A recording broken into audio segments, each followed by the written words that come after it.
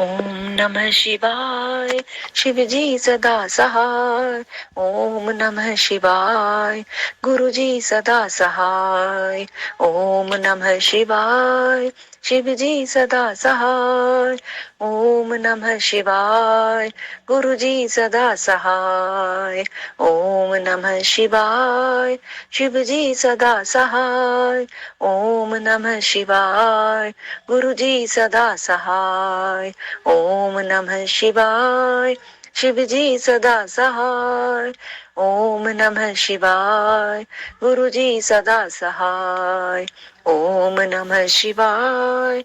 शिव जी सदा सहाय। ओम नमः शिवाय। गुरु जी सदा सहाय। ओम नमः शिवाय। शिव जी सदा सहाय। ओम नमः शिवाय। गुरु जी सदा सहाय। ओम नमः शिवाय। शिव जी सदा सहाय। ओम नमः शिवाय। गुरु जी सदा सहाय। जय गुरु जी। शुक्राना गुरु जी। अनंतम अनंतम शुक्राना गुरु जी। जय गुरु जी। शुक्राना गुरु जी। अनंतम अनंतम शुक्राना गुरु जी महाराज का। गुरु जी आप हमें आज्ञा दें और हम कोटि रुद्र संहिता का शिव पुराण का अध्याय शुरू करते हैं। द्वादश ज्योतिर्लिंगों तथा उनके उपलिंगों का वर्णन एवं उनके दर्शन पूजन की महिमा मंत्र जाप करते हैं। ओम नमः शिवाय। शिव जी सदा सहाय। ओम नमः शिवाय। गुरु जी सदा सहाय। जय गुरु जी। मंत्र है यो धते निज माययेव भुवनाकारं विकारोज्झितो यस्यायुः करुणाकटाक्ष विभवो स्वर्ग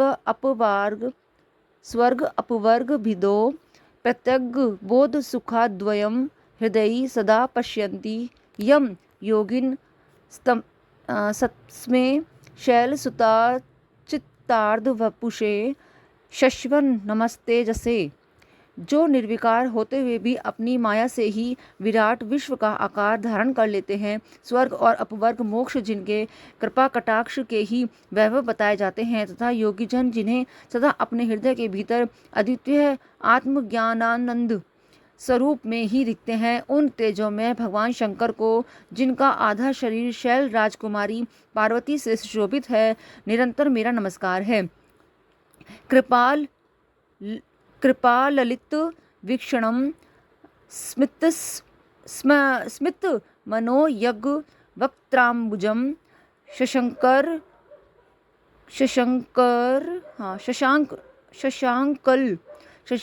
शशांकल्योज्ज्वलं शमित घोर तापत्रयं करोतु किमपि स्फुरत् पर मसौख्य सच्चिद्विप धरार्धर सुता भुजोल्द्वलितं महो मंगलम।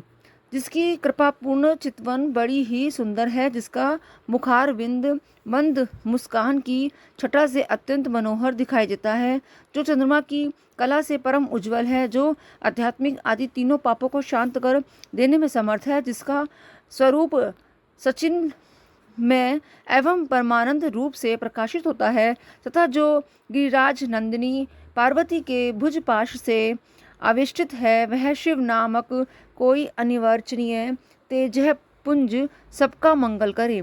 ऋषि बोले, सूत जी, आपने संपूर्ण लोकों के हित की कामना से नाना प्रकार के आख्यानों से युक्त जो शिव अवतार का महत्तम बताया है, वह बहुत ही उत्तम है। तात आप पुनः शिव के परम उत्तम महात्म्य का तथा शिवलिंग की महिमा का प्रसन्नता पूर्वक वर्णन कीजिए। आप शिव भक्तों में श्रेष्ठ हैं, अतः धन्य है प्रभु। आपके मुखार विंद से निकले हुए भगवान शिव के सुर में यश रूपी अमृत का अपने कर्ण पुटों द्वारा पान करके हम तृप्त नहीं हो रहे हैं, अतः फिर उसी का वर्णन कीजिए। व्यास शिष्य, भूमंडल में तीर्थ में जो जो शुभ लिंग हैं, अथवा अन्य स्थलों में भी जो जो प्रसिद्ध शिवलिंग विराजमान है, परमेश्वर शिव के उन सभी दिव्य लिंगों का समस्त लोकों के हित की इच्छा से आप वर्णन कीजिए। सूर्य जी ने कहा, महर्षियों, संपूर्ण तीर्थ लिंग में है, सब कुछ लिंग में ही प्रतिष्ठित है। उन शिवलिंगों की कोई गणना नहीं है, तथापि मैं उनका किंचित वर्णन करता हूँ। जो कोई भी दृश्य देखा जाता है तथा जिसका वर्णन एवं स्मरण किया जाता है वह सब भगवान शिव का ही रूप है। कोई भी वस्तु शिव के स्वरूप से भिन्न नहीं है। साधु शिरोमणियों, भगवान शंभु ने सब लोगों पर अनुग्रह करने के लिए ही देवता, असुर और मनुष्य सहित तीनों लोकों को लिंग रूप से व्याप्त कर रखा है। समस्त लोगों का कृपा करने के उद्देश्य से ही भगवान महेश्वर तीर्थ तीर्थ में और अन्य स्थलों में भी नाना प्रकार के लिंग धारण करते हैं। जहाँ जहाँ जब जब भक्तों ने भक्तिपूर्वक भगवान शंभु का स्मरण किया, तहाँ तहाँ तब तब अवतार ले कार्य करके वे स्थित हो गए। लोगों का उपकार करने के लिए उन्होंने स्वयं अपने स्वरूप भूत लिंग की कल्पना की। उस लिंग की पूजा करके शिव भक्त पुरुष अवश्य सिद्धि प्राप्त कर लेता है। ब्राह्मणों, भूमंडल में जो लिंग है उनकी गणना नहीं हो सकती, तथापि मैं प्रधान प्रधान शिवलिंगों का परिचय देता हूँ। मुनिश्रेष्ठ शौनक, इस भूतल पर जो जो मुख्य ज्योतिर्लिंग है उनका आज मैं वर्णन करता हूँ। उनका नाम सुनने मात्र से पाप दूर हो जाता है। सौराष्ट्र में सोमनाथ, श्रीशैल पर मल्लिकार्जुन, उज्जैनी में महाकाल, ओंकार तीर्थ में परमेश्वर, हिमालय के शिखर पर केदार, डाकिनी में भीमशंकर, वाराणसी में विश्वनाथ, गोदावरी के तट पर त्र्यंबक, चिताभूमि में बैद्यनाथ, दारुक वन में नागेश, सेतुबंध में रामेश्वर तथा शिवालय में घुष्मेश्वर का स्मरण करें। जो प्रतिदिन प्रातःकाल उठकर इन 12 नामों का पाठ करता है वह सब पापों से मुक्त हो संपूर्ण सिद्धियों का फल प्राप्त कर लेता है। मुनीश्वरों, जिस जिस मुनीश्वरों को मनोरथों को पाने की इच्छा रखकर श्रेष्ठ मनुष्य इन 12 नामों का पाठ करेंगे, वे इन लोक और परलोक में उन मनोरथ को अवश्य प्राप्त करेंगे। जो शुद्ध अंतःकरण वाले पुरुष निष्काम भाव से इन नामों का पाठ करेंगे उन्हें कभी माता के गर्भ में निवास नहीं करना पड़ेगा। इन सब के पूजन मात्र से ही यह लोक में समस्त वर्णों के लोगों के दुखों का नाश हो जाता है और परलोक में उन्हें अवश्य मोक्ष प्राप्त होता है। इन 12 ज्योतिर्लिंगों का निवेद्य यत्नपूर्वक ग्रहण करना, खाना चाहिए। ऐसा करने वाले पुरुषों के सारे पाप उसी क्षण जलकर भस्म हो जाते हैं। यह मैंने ज्योतिर्लिंग के दर्शन और पूजन का फल बताया है। अब ज्योतिर्लिंगों के उपलिंग बताए जाते हैं। मुनीश्वरों, ध्यान देकर सुनो। सोमनाथ का जो उपलिंग है उसका नाम अंतकेश्वर है। वह उपलिंग मही नदी और समुद्र के संगम पर स्थित है। मल्लिकार्जुन से प्रकट उपलिंग रुद्रेश्वर है के नाम से प्रसिद्ध है। वह भृगुकश्य में स्थित है और उपासकों को सुख देने वाला है। महाकाल संबंधी उपलिंग दुग्धेश्वर या दूधनाथ के नाम से प्रसिद्ध है। वह नर्मदा के तट पर है। यह समस्त पापों का निवारण करने वाला कहा गया है। ओंकारेश्वर संबंधित उपलिंग कर्दमेश्वर के नाम से प्रसिद्ध है। वह बिंदु सरोवर के तट पर है और उपासक को संपूर्ण मनोवांछित फल प्रदान करता है। केदारेश्वर संबंधी उपलिंग भूतेश्वर के नाम से प्रसिद्ध है और यमुना तट पर स्थित है। जो लोग उसका दर्शन और पूजन करते हैं उनके बड़े से बड़े पापों का यह निवारण करने वाला बताया गया है। भीमशंकर संबंधी उपलिंग भीमेश्वर के नाम से प्रसिद्ध है। वह भी सह पर्वत पर ही स्थित है और महान बल की वृद्धि करने वाला है। नागेश्वर संबंधी उपलिंग का नाम भी भूतेश्वर ही है। वह मल्लिका सरस्वती के तट पर स्थित है और दर्शन करने मात्र से सब पापों को हर लेता है। रामेश्वर से प्रकट हुए उपलिंगों को गुप्तेश्वर और भुष्मेश्वर से प्रकट हुए उपलिंगों को व्याघ्रेश्वर कहा गया है। ब्राह्मणों, इस प्रकार यहाँ मैंने ज्योतिर्लिंगों के उपलिंगों का परिचय दिया है। दर्शन मात्र से पापहारी तथा संपूर्ण अभिष्ट के दाता होते हैं। मुनिवरों, ये मुख्यता को प्राप्त हुए प्रधान प्रधान शिवलिंग बताए गए हैं। अब अन्य प्रमुख शिवलिंगों का वर्णन सुनो। अध्याय 1 विराम। जय गुरु जी। अब अध्याय है काशी आदि के विभिन्न लिंगों का वर्णन तथा अत्रीश्वर की उत्पत्ति में प्रसंग में गंगा और शिव के अत्रि के तपोवन में नित्य निवास करने की कथा।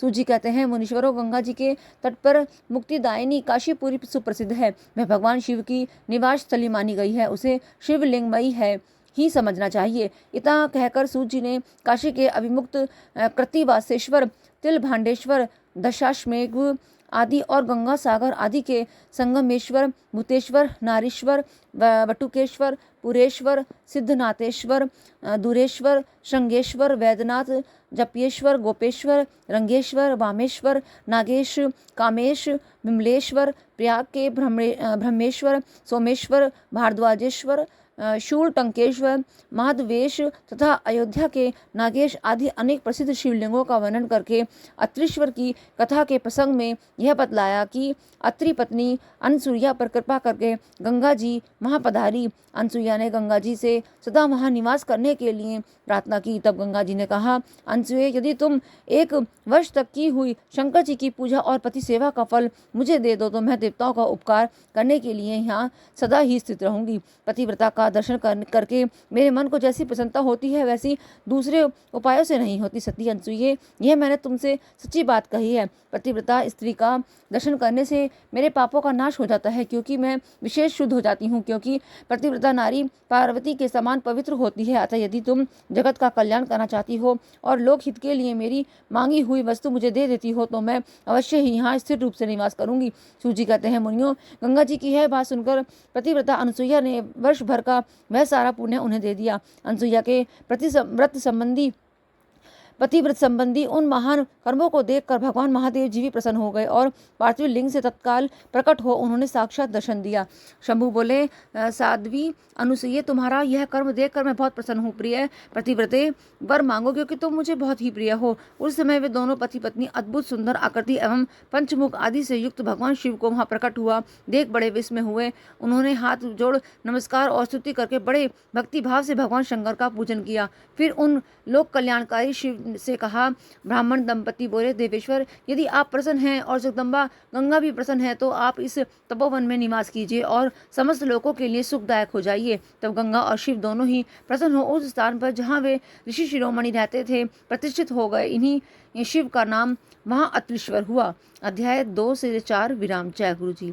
अध्याय है अब ऋषिका पर भगवान शिव की कृपा। एक असुर से उसके धर्म की रक्षा करके उसके आश्रम में नंदीकेश नाम से निवास करना और वर्ष में एक दिन गंगा का भी वहां आना। तदनंतर श्री सूत ने जब बहुत से शिवलिंगों के कथा प्रसंग सुना दिए तब ऋषि ने पूछा, महात्मते, सूजी वैशाख शुक्ल सप्तमी के दिन गंगा जी नर्मदा में कैसे आई, इसका विशेष रूप से वर्णन कीजिए। वहाँ महादेव जी का नाम नंदीकेश्वर कैसे हुआ, इस बात को भी प्रसन्नतापूर्वक बताइए। सूजी ने कहा, महर्षियों, एक ब्राह्मणी थी जिसका नाम ऋषिका था। वह किसी ब्राह्मण की पुत्री थी और एक ब्राह्मणों को ही विधि पूर्वक ब्याही गई थी। विप्रवरो यद्यपि वह द्विज पत्नी उत्तम व्रत का पालन करने वाली थी, तथापि अपने पूर्व जन्म के किसी अशुभ कर्म के प्रभाव से बाल वैधव्य को प्राप्त हो गई। तब वह ब्राह्मण पत्नी ब्रह्मचर्य व्रत के पालन में तत्पर हो पार्थिव पूजन पूर्वक अत्यंत कठोर तपस्या करने लगी। उस समय अवसर पाकर मून नाम से प्रसिद्ध एक दुष्ट और बलवान असुर, जो बड़ा मायावी था, काम बाण से पीड़ित होकर वहां गया।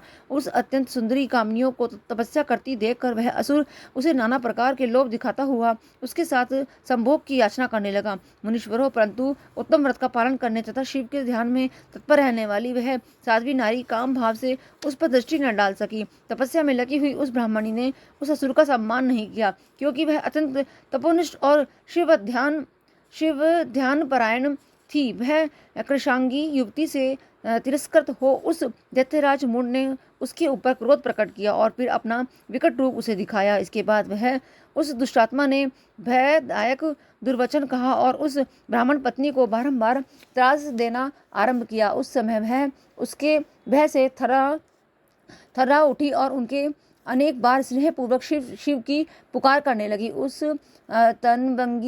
तनवंगी द्विज पत्नी ने भगवान शिव का पूर्णतः आश्रय ले रखा था। शिव का नाम जपने वाली यह नारी अत्यंत विहल हो अपने धर्म की रक्षा के लिए भगवान शंभु की ही शरण में गई। तब शरणागत की रक्षा, सदाचार की प्रतिष्ठा तथा उस ब्राह्मणी को आनंद प्रदान करने के लिए भगवान शिव वहां प्रकट हो गए।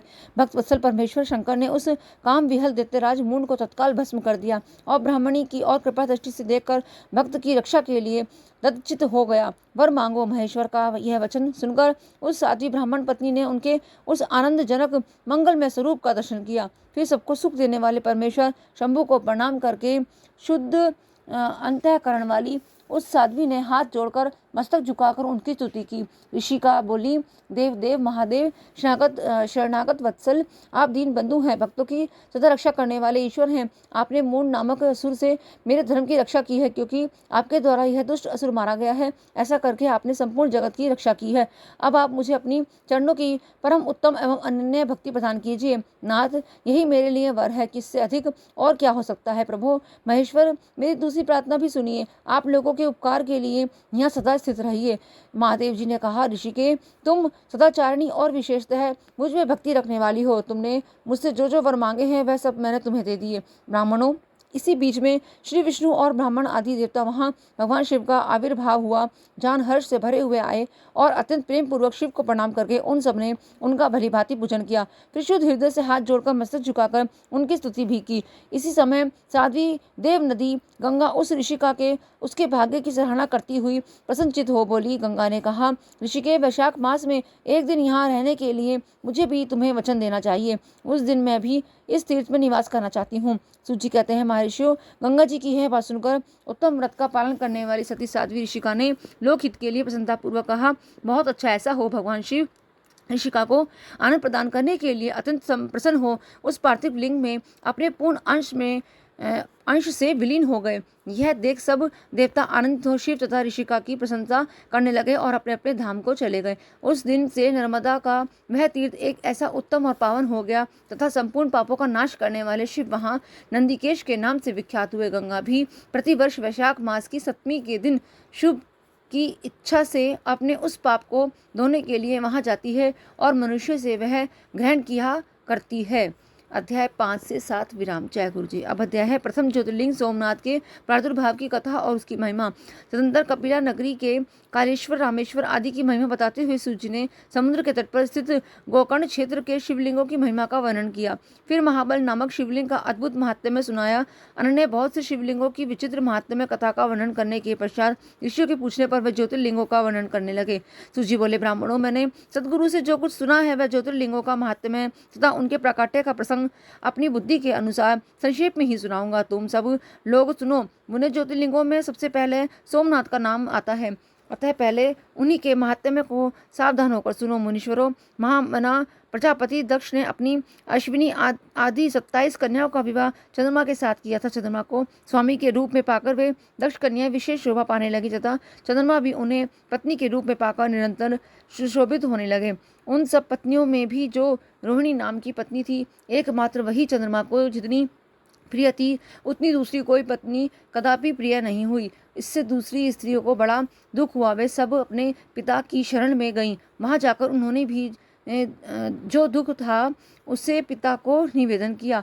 जो यह सब सुनकर दक्ष भी दुखी हो गए और चंद्रमा के पास आकर शांतिपूर्वक बोले। दक्ष ने कहा, कलानिधे, तुम निर्मल कुल में उत्पन्न हुए हो। तुम्हारे आश्रम में रहने वाली जितनी स्त्रियां हैं वह उन सबके प्रति तुम्हारे मन में न्यूनाधिक भाव क्यों है? तुम किसी को अधिक और किसी को कम प्यार क्यों करते हो? अब तक जो किया सो किया, अब आगे फिर कभी ऐसा विषमतापूर्ण बर्ताव तुम्हें नहीं करना चाहिए, क्योंकि उसे नरक देने वाला बताया गया है। सूची कहते हैं, महर्षियों, अपने दामाद चंद्रमा से स्वयं ऐसी प्रार्थना करके प्रजापति दक्ष घर को चले गए। उन्हें पूर्ण निश्चय हो गया था कि अब फिर आगे ऐसा नहीं होगा, पर चंद्रमा ने प्रबल भावी से विवश होकर उनकी बात नहीं मानी। वे रोहिणी में इतने आसक्त हो गए थे कि दूसरी किसी पत्नी का कभी आदर नहीं करते थे। इस बात को सुनकर दक्ष दुखी हो फिर स्वयं आकर चंद्रमा को उत्तम नीति से समझाने तथा नियोचित बर्ताव के लिए प्रार्थना करने लगे। दक्ष बोले, चंद्रमा, सुनो, मैं पहले अनेक बार तुमसे प्रार्थना कर चुका हूँ, फिर भी तुमने मेरी बात नहीं मानी, इसलिए आज श्राप देता हूँ कि तुम्हें क्षय का रोग हो जाए।